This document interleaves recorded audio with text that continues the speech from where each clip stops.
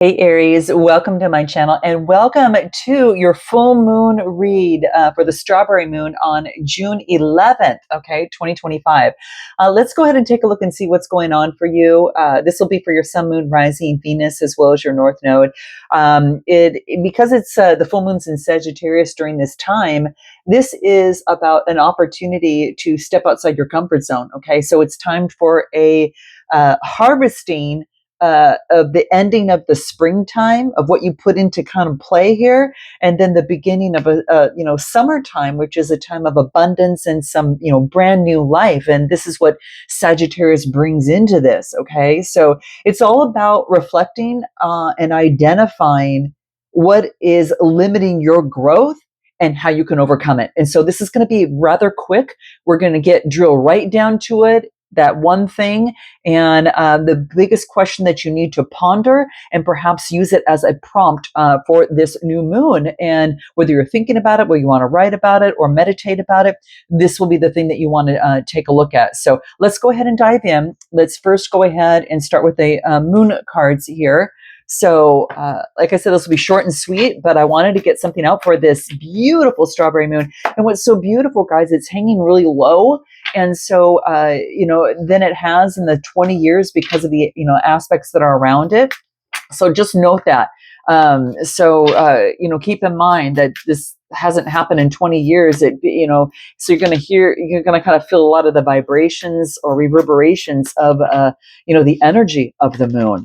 So, and keep in mind that even if you miss this on June 11th, there's going to be further, vibrations of this over the next 3 days or so. So just, 3 to 4 days, just keep that in mind. Okay. So what is going on for Aries? What does Aries need to know most? The message that wants to come through regarding this full moon in Sagittarius. Okay. And a fire sign, just like you guys. Okay. So the 10 of Wands, I get the King of Moons. And what else do I get? The Knight of Wands. And then I'm going to use Tarot for this other part here. Make sure I have the deck up right. Okay, cool. And what else do we get coming out for Aries? What do we get? Temperance energy. Beautiful. Okay. And what else? Queen of Pentacles. Beautiful. And the Three of Swords. What's at the bottom of the deck? 10 of Pentacles, guys. Whew, you guys, this is all about your underlying energies, the focus on wealth and abundance right now. Okay. What is going to bring in long-term prosperity, or what brings in long-term success, whatever's brought you to my channel in work, love, or life. So I do feel that, with this 10 of Pentacles coming through, I think it's quite beautiful, guys. I think you've got an opportunity to be able to focus in on it and to be able to use it wisely. So let's just keep that in mind. Now, what I'm getting here in terms of your energies is the 10 of Wands. This is about putting something to an end or letting go of a responsibility that you've been carrying. And I feel that it could be dealing perhaps with a King of Moons. It could be someone that that is Cancer, Scorpio, or Pisces. And I do get, Sagittarius energy here, Gemini, Libra, Aquarius, and I even get a little bit of Earth energy here too. So for some of you, you could be putting an end to a responsibility of perhaps moving forward passionately. You put an end to something so you can move forward and balance things out and focus on your coin after perhaps a changing of a mindset, which of course, when you change a mindset, it can change your decisions in love, your decisions in work and life or the situation. So that is one scenario that I'm getting. Another scenario that I'm getting is with, this 10 of Wands is letting go. It's kind of like the last effort of something and having great control over your emotions. So this is having authority over your emotions here. All right. Being very, focused in on, wise. You're being very emotionally balanced. This could also indicate a counselor or some sort of devoted advisor or just devotion period, but it also even talks about being very diplomatic. So I feel that you're closing something out and being very diplomatic about it. And then you're moving forward passionately, what it is. For some of you, you could even have seen a feather along your path most recently, and you're moving towards your dreams and gifts. Maybe it was something that you've always wanted to do. Maybe it was a dream.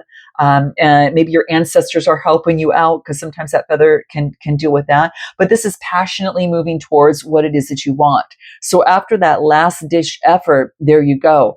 I do feel that that last ditch effort, whatever you did in terms of that last move, put something into balance, kind of put equilibrium into play. So this temperance energy really focuses in on patience. You've had a lot of inner calm. You have some sort of harmony and tranquility now here. Now, it could be that you've moving forward passionately with someone and now feeling at peace. Moving forward passionately now because you've created, you've overcome a way of thinking with this Three of Swords. So this could be maybe a past separation, a past grief, a past trauma, or some sort of sorrow that brought tears, that brought, some sort of heartbreak. But I feel that you're very much nurturing yourself. This is the Queen of Pentacles, nurturing oneself. I mean, she's that motherly type of energy. Maybe it had to do with a mother, or, being able to mother and nurture yourself first.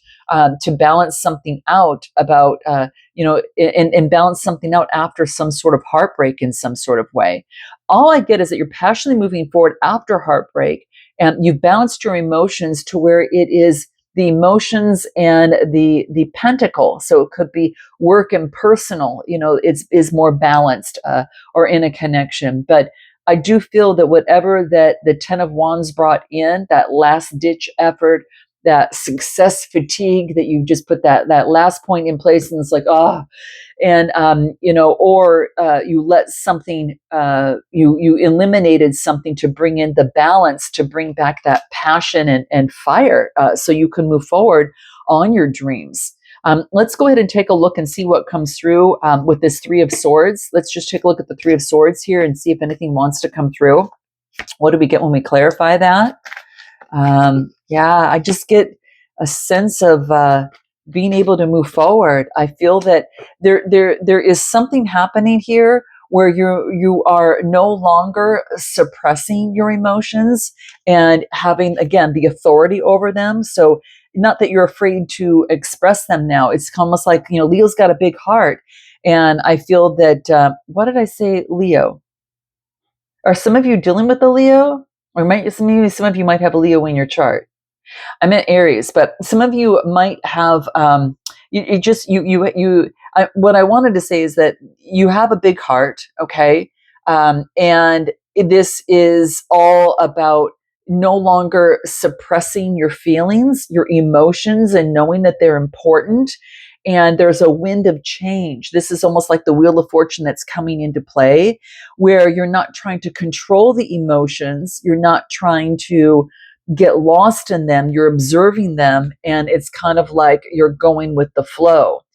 So it's kind of like a watery energy. You're going with the flow. It's like you don't have to act on every single thought or every single emotion and think that's true and move on that. It's like, no, I'm going with the flow, step by step, and you're stronger now than ever before. So the decisions that you make are going to be much, much better. So there's a sense of calmness in the direction that you're taking or the direction that you're walking in, whether it's of the mind or whether it is, in terms of a situation that you're leaving, or person, place, or thing. So this is what I'm getting. What is the thing that you need to ponder? What is the question? Well, in fact, before I do that, I didn't do this in the other ones, but I am going to do this here. Is there any sort of advice that you need to keep in mind? Any sort of advice that Spirit wants to give you during this time? What do we get? The environment of your heart is important. Focusing in on communicating love, all right, and move forward in love. It's a 6 card. And focus on physical activity to get out, to clear the energy and to have that greater authority over your emotions, okay? So I think you already know kind of what to do, guys, but I got synchronicity of the heart. The green is the heart chakra. This is all about throat chakra communications, communicating love. And this is physical activity for some of you, kind of getting out there and communicating love connected to source. And you're on a brand new cycle here. So during this full moon, this is all about embracing new opportunities. You're stepping outside your comfort zone, and you're not letting fears of the past hold you back from your personal growth. And you are moving forward, okay? And you're trusting the connection that you have with source. So let's take a look at your pondering question for this full moon energy that wants to come out for Aries. What do we get? Here it is, Aries. Would I be proud of myself if I spoke to other people in the same way as my thoughts speak to me? How do my thoughts speak to me? Ooh, you guys, you might want to take a screenshot of this one. This is exactly what we talked about, thoughts, emotions, that type of thing.